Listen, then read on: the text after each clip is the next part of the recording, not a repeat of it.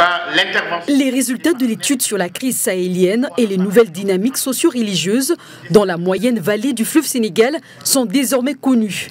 Ce travail effectué par Timbuktu Institute conclut l'importance des vulnérabilités socio-économiques accentuées à Matam, au nord-est du pays, et à Tambacounda, la plus grande ville du Sénégal oriental.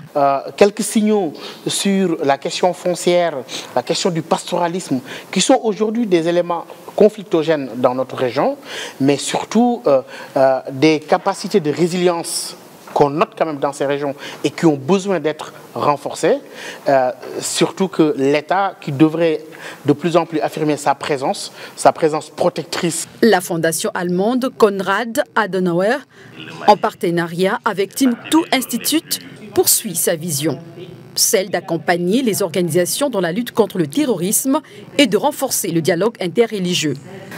Et l'idée principale, justement, est de mettre en rapport les institutions et les personnes, les experts qui ont quelque chose à dire et qui ont des réflexions et des idées à partager, qui participent au développement. Ces régions qui font partie de ce rapport partagent ses frontières avec des pays tels que la Mauritanie, la Guinée, le Mali et bien d'autres seraient exposés au terrorisme. Pour éviter de potentielles couveuses locales, plusieurs facteurs devraient être revus par les pouvoirs publics. Le terrorisme a peut-être des aspects autonomes, mais le terrorisme a aussi des aspects instrumentalisés. C'est un outil géopolitique aujourd'hui.